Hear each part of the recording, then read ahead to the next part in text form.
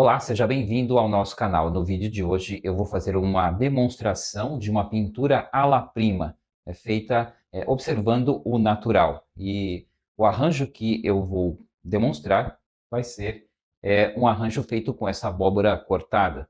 Então, esse é um arranjo que está sendo feito, né, com aluno presencial. Então, aqui eu dou aula também presencial. Esse é um espaçozinho onde a gente coloca os objetos e também tem um foco. A gente ilumina mais forte, né, com foco direcionado, e o aluno coloca o quadro aqui e pinta observando diretamente do natural. Tem aqui duas telinhas que a gente já começou com o aluno, já vou mostrar para você mais perto. Então essa pintura vai ser feita alla prima, ou seja, molhado sobre molhado, né? Vou começar e terminar numa mesma sessão. É bem diferente do processo de pintura em camadas, que é o que eu faço nas paisagens. Eu vou mostrar um pouquinho do espaço onde eu dou aula e também onde eu faço as pinturas pro canal. Bom, primeiro eu vou mostrar o cavalete onde eu trabalho. É um dos cavaletes. Esse é um cavalete que vai do chão até o teto. É um cavalete grande, onde eu uso para pintar telas grandes. E essas telas eu consigo, se é uma tela grande, eu consigo movimentar o cavalete. Ele é por contrapeso, então eu consigo mover ele e trabalhar em vários lugares do quadro sem me mover, né? Sem ter que ficar levantando ou abaixando. Então, é um cavalete especial para telas grandes, mas também uso, também pinto os quadros menores. Deixa eu mostrar outro lado.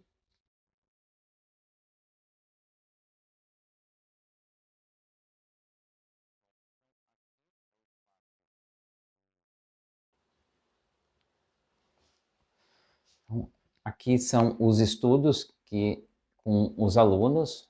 Esse é o estudo desse arranjo. Também esse bulizinho de cobre que eu gosto de trabalhar com os alunos, esse bulizinho aqui.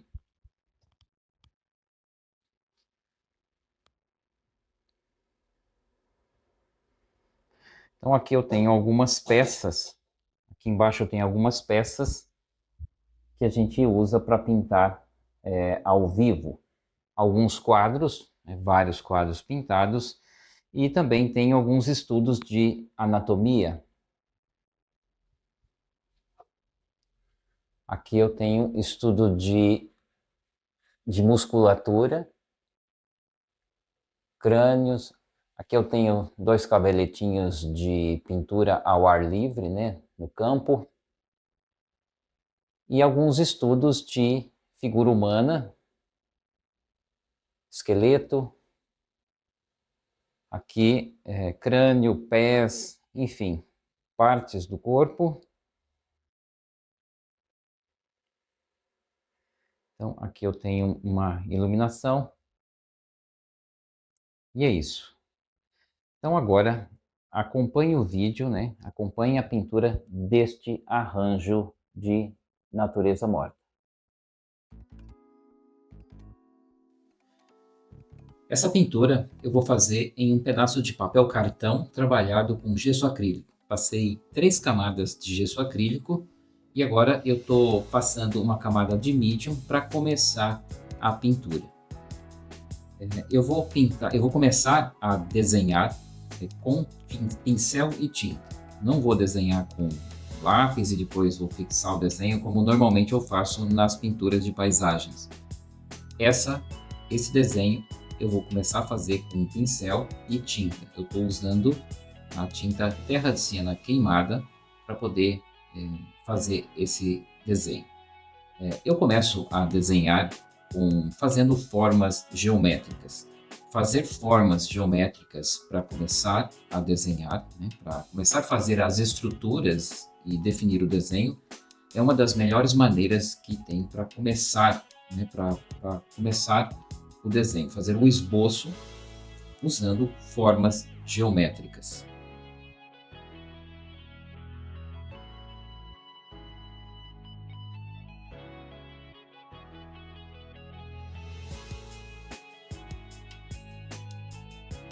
Bom, definido o desenho, agora eu vou fazer a aplicação da primeira camada de pintura. Essa primeira camada eu aplico com uma tinta um pouco mais fluida, um pouco mais diluída. E eu vou marcar agora a sombra e a luz. Defino onde estão as sombras e as luzes para começar essa pintura. Na parte sombreada dessa abóbora, eu faço um laranja escurecido com a cor complementar. Quando a gente acrescenta a cor complementar, nós estamos neutralizando essa cor. Nós estamos tirando a saturação e escurecendo ao mesmo tempo. Então, na parte sombreada, eu estou usando laranja com azul ultramar.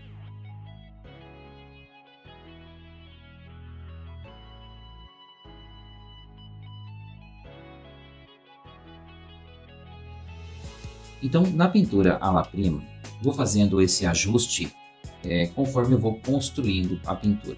Eu faço uma primeira camada um pouco mais fluida, tanto das partes mais claras quanto das partes mais escuras, e depois eu vou, em cima dessa tinta molhada, eu vou ajustar tanto a temperatura quanto a saturação e também quanto aos valores das cores. Quando se faz uma pintura observando o natural, no caso dessa abóbora, quando a gente observa do natural, nós conseguimos enxergar muito mais detalhes em relação aos elementos, detalhes minúsculos dos elementos, mas também a questão das cores. Nós conseguimos enxergar, visualizar as cores que realmente estão no objeto ou no elemento. É diferente de observar uma fotografia, porque na fotografia, a fotografia não capta todas as nuances de colorações que existem na natureza, no objeto. É diferente também de observar se for uma luz solar. Se aqui do lado tivesse uma janela com luz solar, seria muito melhor. Mas como eu não tenho uma janela do lado aqui, eu estou fazendo com uma luz direcionada, uma luz de LED. Também funciona muito bem, eu já consigo captar muito mais detalhes de colorações do que se fosse uma fotografia. No caso dessa pintura, dessa composição, eu também estou fazendo uma interpretação das colorações que eu estou observando. Por exemplo, no fundo, essa caixa do fundo que está composta nos elementos, é muito acinzentado, é muito neutro, muito cinza. Então eu estou fazendo uma certa coloração, estou aplicando uma coloração diferente no fundo para ficar um pouco mais harmonioso, um pouco mais colorido, tanto a parte do fundo quanto a parte do próprio elemento.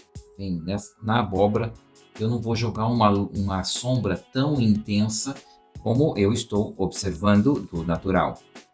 Mas se você está começando a pintar agora, ou faz pouco tempo, eu sugiro que você faça pinturas tanto observando a fotografia quanto o natural. Tente reproduzir exatamente aquilo que você está observando. Primeiro, pratique observar. Observar tanto na fotografia quanto ao vivo. Observe as diferenças de colorações e de valores e depois pratique a reproduzir o que você está observando. E reproduzir exatamente a coloração, as colorações e os valores. É mais fácil começar assim. E por quê? Porque você tem uma referência a seguir. Então, se não ficou exatamente como você está observando, alguma coisa está errada. Ou é na coloração, ou pode ser nos valores. Uma dica para você poder fazer misturas mais eficientes é usar uma paleta limitada, uma paleta com poucas cores. E claro, essas poucas cores tem que ter um amarelo, tem que ter um azul, tem que ter um vermelho, que são as 3 cores primárias, mais o branco, o preto também é opcional.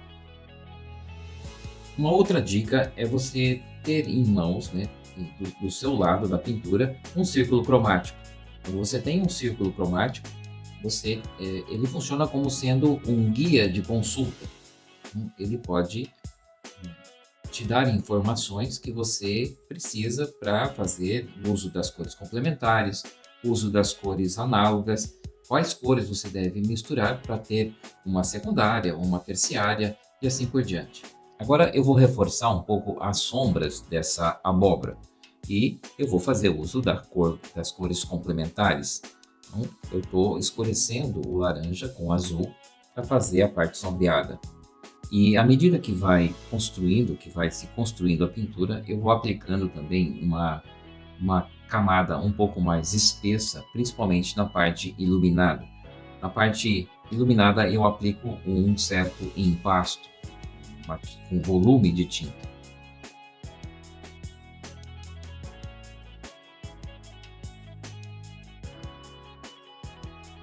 Então agora entra um trabalho de modelagem com o pincel, né? Eu uso o pincel para modelar as formas. Pincel, tanto faz, qualquer pincel eu utilizo dessa maneira, né? O pincel serve para modelar a forma com a tinta, como se a gente estivesse construindo uma escultura, só que com tinta e pincel.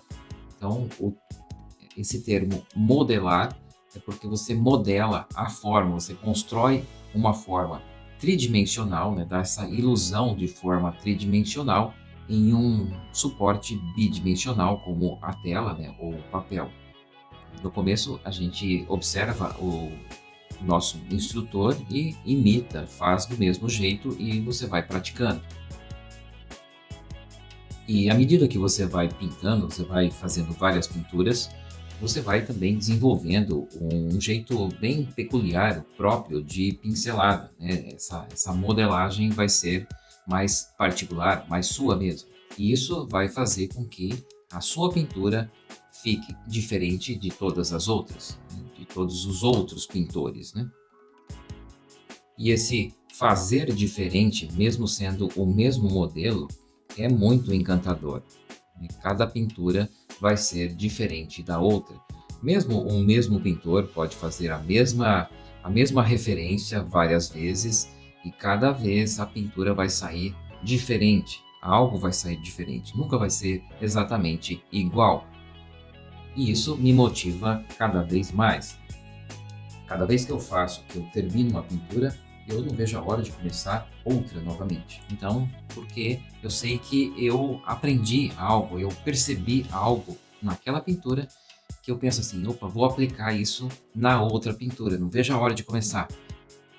Esse fazer diferente, mesmo fazendo a mesma coisa todo dia, é como se fosse um estimulante, um energético que a gente assim, não vê a hora de continuar fazendo aquela mesma coisa.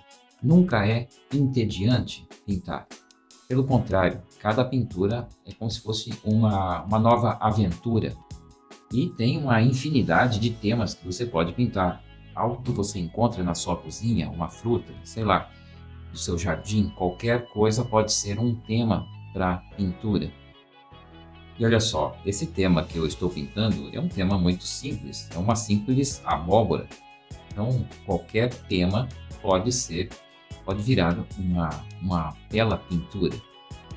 E também pintar é relativamente barato. Olha só, eu estou usando algumas cores, alguns pincéis e eu estou pintando em papel Paraná. Esse é um suporte que você pode usar, um suporte alternativo, que pode ser usado. Você prepara ele com gesso acrílico, ou se não, você usa aquele Duratex, né? Aquela Duratex é até melhor, mais durável. Se você está começando a pintar agora ou pretende começar a pintar, uma dica que a gente pode te dar é fazer pinturas em suportes menores, né? Suportes pequenos. Tanto faz, aí pode ser em tela ou papel cartão, Duratex, enfim.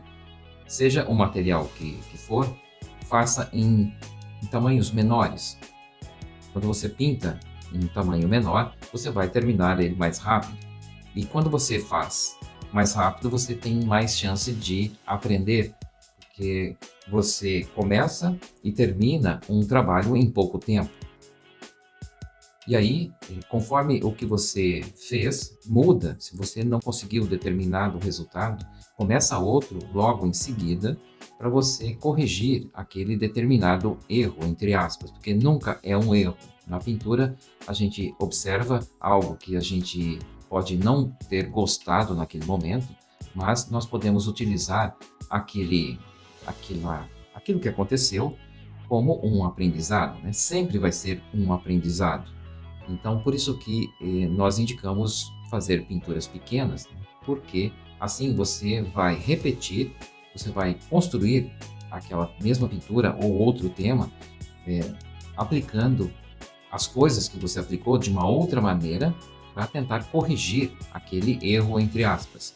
E assim você fica mais estimulado, você vai conseguir um resultado mais rápido, porque você está fazendo ou corrigindo aquele determinado erro e aquilo pode se transformar num acerto muito mais rapidamente. Mas se você quiser fazer um trabalho em uma tela maior, uma tela grande, eu sugiro que você faça primeiro um estudo menor, um estudo do que você pretende pintar em um suporte pequeno. Aí você faz estudos de valores, estudo de cores, estudo de composição, acerta todos os detalhes que você tem para acertar em um trabalho pequeno e depois desse estudo, né, de tudo mais ou menos encaixado na tua cabeça, definido, cores e valores e composição, aí você pega então esse estudo e transforma ele numa pintura maior. Muitas vezes a gente não tem paciência de fazer estudos, né? A gente quer ver o trabalho pronto, a gente tem uma ideia ou vê alguma imagem e quer reproduzir numa pintura grande, numa tela grande e começa a fazer, sem um estudo prévio. Pode dar certo, mas pode não dar certo. Eu mesmo já fiz pinturas grandes que o resultado não foi nada bom. Eu não fiz estudo prévio e o resultado não foi aquilo que eu esperava, aquilo que eu queria.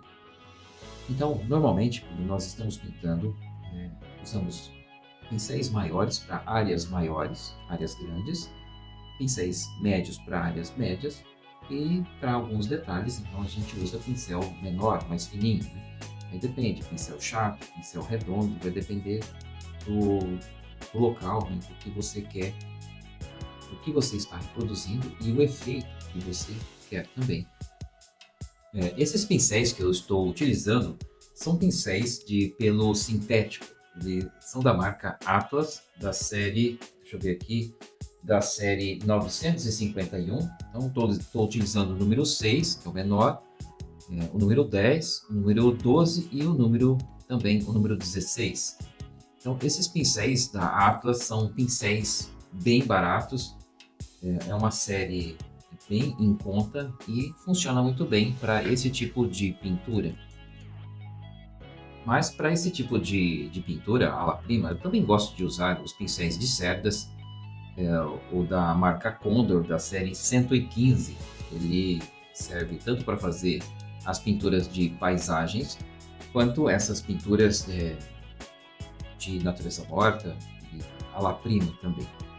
Então, o da Condor, série 115 também, eu uso, é um pincel que eu uso bastante. Bom, agora na pintura eu estou fazendo alguns detalhes de valores bem mais baixos, né? E essa aplicação, essa sombra bem mais intensa, dá um contraste bem intenso e define melhor a forma. Essas linhas que definem o desenho, né, que definem a forma, é um ponto bem importante dentro da pintura. Nós podemos fazer essa borda um pouco mais definida ou mais suavizadas.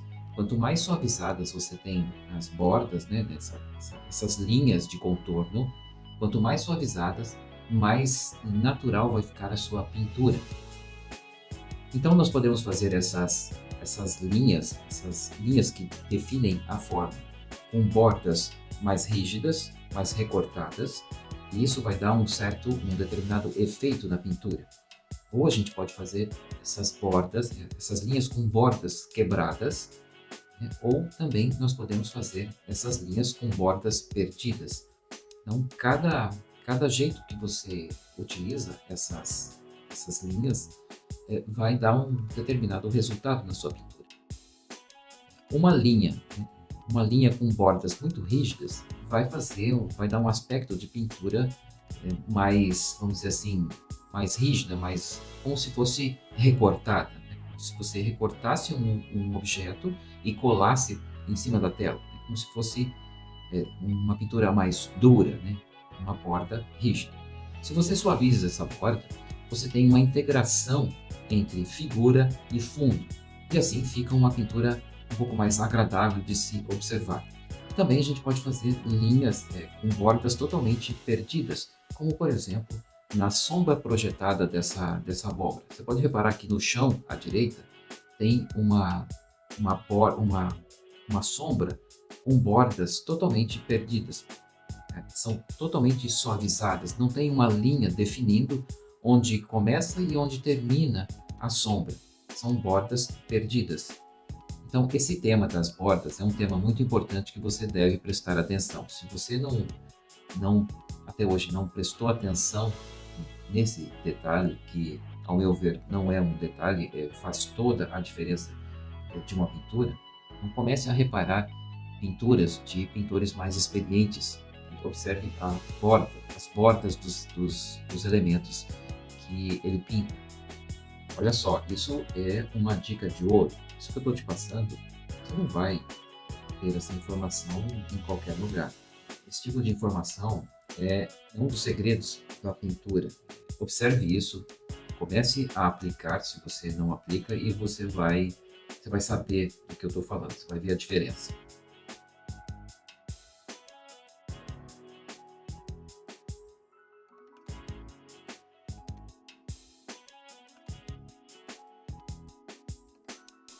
Então, na pintura à la prima, a gente vai aplicando a cor, sabendo que ela vai ter um determinado resultado que pode ser agradável ou não, porque a tinta que a gente está aplicando vai se integrar, vai se misturar com a camada anterior, né? Não é uma camada porque não está seca, então ela está úmida, está fresca, então ela vai essa coloração que foi aplicada anteriormente vai reagir ou vai se misturar com a que você está aplicando por cima e vai te dar uma terceira coloração, né? Vai te dar um outro resultado que às vezes pode ser agradável e às vezes não. Às vezes não vai te dar um bom resultado, você vai lá e faz uma nova aplicação para acertar a coloração que você está querendo ou também o valor que você está querendo. E essa sombra um pouco mais arroxeada que eu estou aplicando agora, vai servir também para fazer uma harmonia complementar com a parte amarela dessa abóbora. Aplicando a cor um pouco mais arroxeada em alguns pontos, consigo uma harmonia de colorações mais agradável para essa composição. Bom, agora falando um pouquinho sobre a composição, aqui nós temos uma abóbora cortada, então tem um pedaço grande, depois tem uma fatia um pouco menor, e dentro de uma composição de natureza morta, é sempre interessante ter elementos de vários tamanhos. Aqui nós temos elementos grande, médio e falta alguma coisa menor. Esses pontos menores pode ser feito como algumas sementes jogadas no chão. Então, assim a gente completa essa questão da composição, tendo três tamanhos diferentes de elementos: grande, médio e pequeno. Outro ponto bem importante dentro de uma composição de natureza morta é o alinhamento dos elementos. Você pode reparar que tem o elemento grande e o elemento médio não estão na mesma posição, não estão alinhados lado a lado. Você pode reparar que tem entre a parte maior e a parte menor, tem uma separação que você pode reparar por essa faixa de luz que tem entre a sombra do menor com a sombra do maior. Então existe um espaço, ali tem um espaço vazio. Esse espaço vazio dentro de uma composição de natureza morta dá um aspecto de coisa arejada, de espaços livres.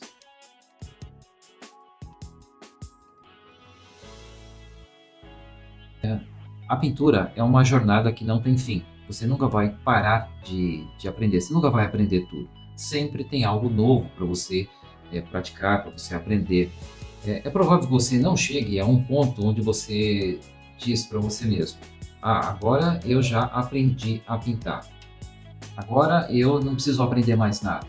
Não, o legal é a jornada, é o caminho, esse aprendizado, onde você começa a pintura, estuda, pratica e estuda mais, pratica. A pintura sempre vai ser bela, sempre vai ter o seu encanto, independente do nível que você está. E talvez você nem queira aprender muito mais sobre pintura. Talvez o que você queira é simplesmente realizar um sonho de pintar um quadro, independente se ele vai ser julgado uma boa pintura ou não. Isso não importa. O que importa é fazer a pintura. E está tudo bem, cada um tem o seu motivo para poder pintar. Você pode querer pintar por N motivos. Você pode querer aprender por hobby, para realizar um sonho, sempre quis pintar, então agora eu vou pintar, ou por fazer uma terapia, porque pintar é uma terapia. Enfim, você pode fazer por querer ser um profissional de pintura, um instrutor, enfim, não importa. Independente do motivo que te move a querer pintar, aproveite o momento que você está pintando. Esse momento é único, é muito relaxante, é muito prazeroso. Então não se preocupe em querer fazer uma pintura perfeita. Apenas faça várias vezes e você vai ver que fazer bem feito é uma questão de treino, uma questão de prática. Então aproveite o caminho, a jornada. E nessa jornada vai ter momentos que você julga saber pintar melhor do que você pintou antes. Mas você vai perceber que na outra semana, no outro mês, você vai ter o mesmo pensamento. Oh, eu pensei que eu sabia e agora eu não sei de novo. Então, sempre vai ser assim, você sempre tem algo a aprender e para melhorar. Essa aplicação de limpaço, essa tinta mais grossa, nos pontos mais iluminados, dá um aspecto visual muito bonito numa pintura, seja ela a lápis ou seja ela feita em camadas, não importa. Esse aspecto mais empastado do ponto iluminado fica sempre muito bonito, né? Tem um pintor brasileiro bem reconhecido, que é o Pedro Alexandrino, que já faleceu em 1942, se eu não me engano. Ele usava bastante empasto nas pinturas de natureza morta dele. O nome dele é Pedro Alexandrino. Se você pesquisar, você vai ver que nos pontos de luz ele carregava bastante mesmo de empasto nos pontos de luz. Ele é uma referência de pintor brasileiro, nesse estilo de pintura, de arranjos de natureza morta. Eu gosto de usar, eu estou fazendo com um pincel de pelo sintético, um pouco mais macio, mas eu gosto bastante de trabalhar com um pincel de cerdas. A característica dele é que ele deixa mais marcas de pinceladas. Então, essa pincelada mais grossa, essa marca de pincel, é uma característica que eu gosto de fazer nas minhas pinturas, tanto de natureza morta também como de retratos. Gosto de deixar uma pincelada mais espessa, mais marcada. Bom, voltando para a pintura, agora eu estou fazendo algum detalhe na casca, na parte interna dessa abóbora, que é a aplicação de pontos mais esverdeados. O verde esmeralda é um verde que ele tinge bastante, ele é bem intenso, então nós devemos usar com cautela esse verde esmeralda, para não ficar uma coloração muito artificial. O verde esmeralda, com um pouco de amarelo, ele funcionou muito bem para deixar esses detalhes do aspecto real da abóbora. Ela é realmente. Olha só, tem uma coisa curiosa acontecendo nessa composição em relação à luz. Você pode reparar que a parte sombreada da fatia que eu estou pintando agora, ela está um pouco mais escura do que a parte sombreada da abóbora que está de pé. Então, esse é o tipo de coisa que nós devemos observar e nos perguntar por quê, e sabendo o porquê, nós vamos poder aplicar de uma maneira mais acertada, na pintura. Essa face que eu estou pintando agora, a parte sombreada dessa fatia, está não está recebendo uma luz rebatida, uma luz refletida. Se você reparar a direção da luz, a luz está vindo da esquerda, então a luz está batendo na parte da abóbora de pé, né, na parte iluminada, e parte dessa luz está sendo refletida para a parte sombreada. Tem uma luz rebatida. E também tem a luz que está sendo rebatida da face oculta dessa fatia. A luz está batendo na face oculta e rebatendo, né, na parte sombreada da abóbora que está de pé. Por isso, essa parte da sombra que eu estou trabalhando agora, que não tem essa luz rebatida, está mais escura. Então, essa é uma outra dica de ouro que você pode absorver e aplicar na sua pintura. Observar a direção da luz, a intensidade da luz, se essa luz está sendo rebatida em algum ponto dentro da sua composição, e para você avaliar os valores, né? Os valores de cada área, para você conseguir fazer um trabalho mais bonito, mais realista. Esse realista que eu estou dizendo é um realista não no sentido de representação da imagem fotograficamente. Esse realista é no sentido de representação da forma geral e das cores que nós estamos observando, né? A cor para fazer uma pintura mais de acordo com o que nós estamos observando, de acordo com como está na natureza, como está, no caso, nessa composição montada em um ambiente controlado, com luz controlada. E falando agora um pouquinho sobre essa questão da representação do que nós estamos observando, se a gente consegue representar, adicionar as colorações certas ou aproximadas e os valores dessas colorações aproximadas de uma maneira mais acertada, né, condizente com o que nós estamos observando, esse trabalho vai ser, essa representação vai ser mais convincente, vai realmente representar aquilo que a gente está observando, aquilo que a gente está querendo transmitir na nossa tela. Então, nesse sentido, não importa muito o tipo de pincelada, se a pintura vai ser lisa, se ela vai ser empastada, se ela vai ser com marcas de pincel ou naquela forma mais suavizada. Não importa a forma como você vai aplicar essas colorações, essa forma geral e as colorações e os valores. O que vai importar vai ser se as cores e se os valores estão corretos, estão de acordo com aquilo que a gente está observando, para poder fazer essa representação. Então, em relação a isso, eu vou passar uma outra dica para você, uma dica também de ouro, que é quando você estiver pintando, quando você estiver observando o seu modelo, a sua referência para poder pintar, observe mais o modelo do que o que você está pintando, o que você está fazendo, seja desenho ou pintura. Então, fique mais tempo observando os detalhes, principalmente as colorações e os valores daquelas cores. Fica comparando uma área com outra área.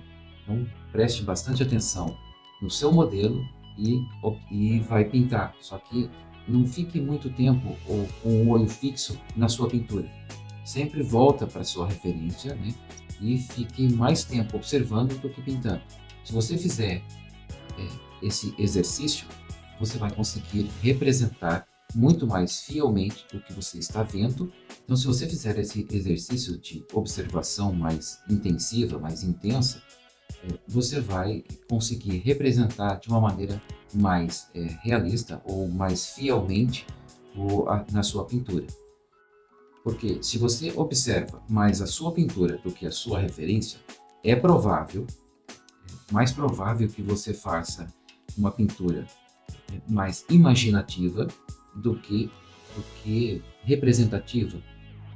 Porque quando você não observa o seu modelo, você fica imaginando cores e formas, e essa imaginação faz com que você represente algo que está mais na sua cabeça do que o que você está observando.